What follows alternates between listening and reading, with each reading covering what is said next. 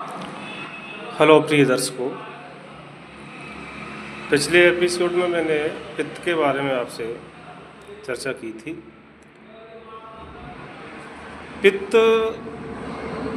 को बढ़ाने वाले जो आहार विहार हैं वो कौन से हैं जिससे हमारी पित्त की वृद्धि हो जाती है और जिससे हमारा शरीर व्याधियों से गिर जाता है।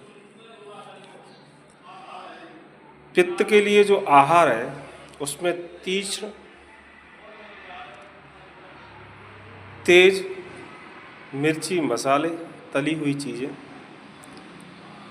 ये भोजन में वर्जित है। इनको नहीं सेवन करना चाहिए। इसमें एक चाय भी आती है, वो भी पित्त को बढ़ाती है, जिससे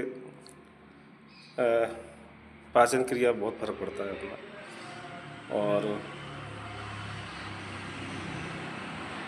जो आजकल के जो सिंथेटिक केमिकलों से बने हुए जो अचार आ रहे हैं इससे भी बचें। और तीक्ष्ण धूप का भी सेवन ना करें। इसे सिर को ढके रखें। कभी क्या है कि तीक्ष्ण सूर्य की जो किरणें हैं वो भी नुकसान करती हैं, अपने शरीर में पित्त की वृद्धि होती है। सर्दियों की अलग बात है, सर्दियों में तो कफ रहता है, इसलिए पित्त का कोई ज़्यादा असर नहीं होता। लेकिन ग्रीष्म ऋतु में पहले से ही शरीर में या प्रकृति में या जो उष्णता है वो पहले से ही विद्यमान है, और फिर भी आप उसका पित्त कुपित है आपका, और फिर उसी में आप अगर अपना विहार करते हैं तो पित्त की और वृद्धि हो जाती है। पित्त का मतलब आयुर्वेद में हमारे यहाँ ये अग्नियों से संबंधित बताया गया है, जो भोजन प्रक्रिया को पचाती है।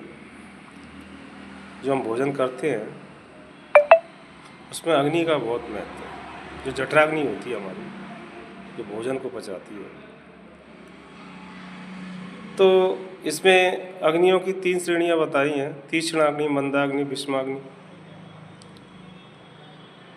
जब तीक्ष्ण अग्नि होती है तो आदमी खाता ही रहता है, पल पल पे भूख लगती है उसको, क्योंकि अग्नि तीक्ष्ण है उसकी। जो भी आप खा रहे हो उसको तुरंत पचा देती है। लेकिन ये भी अनुकूल नहीं है, इससे भी मनुष्य को व्याधियों से ही गुजरना पड़ता है, क्योंकि अपन जो भोजन करते हैं उसका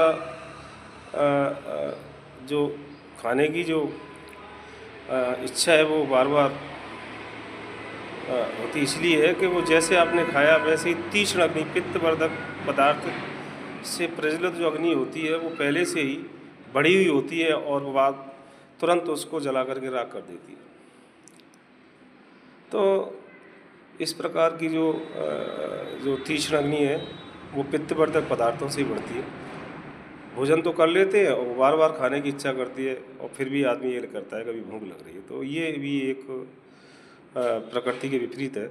जो सामान्य, जो नॉर्मल जो भूख लगनी चाहिए वो हमेशा सही रहती है। उससे क्या होता है कि आपका रस तो बनता है, लेकिन जो रस, जो आगे की जो धातुएं हैं जो शरीर में, जो इस पर अपना शरीर खड़ा हुआ है, 7 धातुएं बताइए: रस, रक्त, मेद, मज्जा, अस्थि, शुक्र और धातु। ये आदि जो धातुएं होती हैं, उन धातुओं की क्रम से एक से मतलब जो रस बनता है वो रस नहीं बन पाता। वो क्या करता है कि तीक्ष्ण अग्नि के बढ़ने से वो पहले से ही आपकी जो रस होता है वो एक ही धातु में परिवर्तित होकर के अन्य धातु विलोपित हो जाती है। तो इससे क्या है कि शरीर में मांस की तो वृद्धि हो जाती है, बार बार खाओगे तो मांस की वृद्धि होगी, शरीर में मोटापा बढ़ेगा, लेकिन जो अन्य धातु है वो क्षीण हो जाती है। तो इस प्रकार से जो पित्तवर्धक जो पदार्थ हैं उनसे बचें। विशेष तरह आपको अपना इसके लिए एक नियम बनाएं कि हमको भोजन सुबह शाम लेना चाहिए, और भूख लगने पर भी लगनी चाहिए।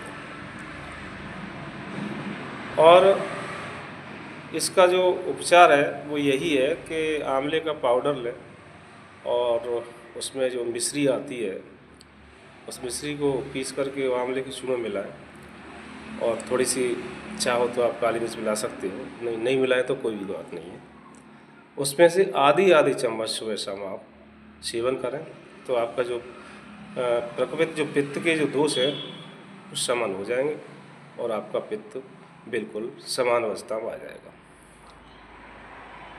अब विषमाग्नि क्या होती है? विषमाग्नि क्यों होती है? विषमाग्नि इसलिए होती है कि आप खाते रहते हैं और फिर भी अग्नि मंद हो जाती है, और उस पर डालते रहते तो वो कभी तीक्ष्ण हो जाती है, कभी बढ़ जाती है आदमी की भूख, कभी कम हो जाती है। तो ये विषम अग्नि होती है, यानी अग्नि की जो प्रतिक्रिया है वो उल्टी हो जाती है, विषम, न तो सही रहती है न अच्छी रहती है। कभी बढ़ जाती है, कभी कभी कहता है आदमी जो बहुत ज़्यादा भूख लग रही है, कभी कहता है कि मुझे भूख ही नहीं लग रही है। तो ये विषम अग्नि की है। तो इसलिए इसमें भी आप वही सेवन करें जो बताया है। आंवला एक रसायन बताया है आयुर्वेद के अंदर। आंवला एक बहुत अच्छी चीज़ है और इसको सेवन करें। मंदाग्नि, मंदाग्नि तो आदमी को बिल्कुल ही भूख नहीं लगती। क्यों? वो पित्त की जो वृद्धि है वो कम हो रही है। यानी जो एक पित्त के दो कारण बताए हैं, एक तो वृद्धि, एक क्षय।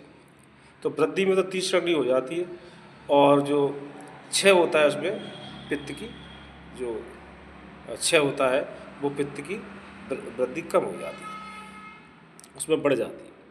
मंदाग्नि कम होगी तो आपको नॉर्मली है, जठराग्नि फर्क पड़ेगा। जठराग्नि मंद रहेगी तो आपको भूख ही नहीं लगेगी। तो इसके लिए यही है कि अपनी जो दिनचर्या है उसमें खान पीन में तेज तीक्ष्ण मिर्च मसालों से बचें, और अपना शुद्ध जो सात्विक भोजन है उसका सेवन करें। भूख लगने पर भी भोजन करें।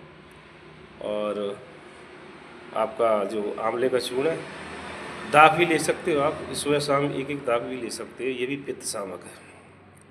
इसलिए जो पित्त कुपित होता है उसको अपनी आहार जीवन शैली में बदलें और पित्त से बचें, जिससे मानसिक व्याधियाँ ना हो। पित्त का एक कारण और है कि क्रोध करने से भी पित्त बढ़ता है। ये मानसिक विहार है, ये मानसिक कारण है पित्त वृद्धि का, कि अधिक क्रोध करने से भी पित्त की वृद्धि होती है। इसलिए क्रोध पर संयम रखें और शांत स्वभाव से रहे तो पित्त की वृद्धि भी कम होगी। थैंक यू, धन्यवाद।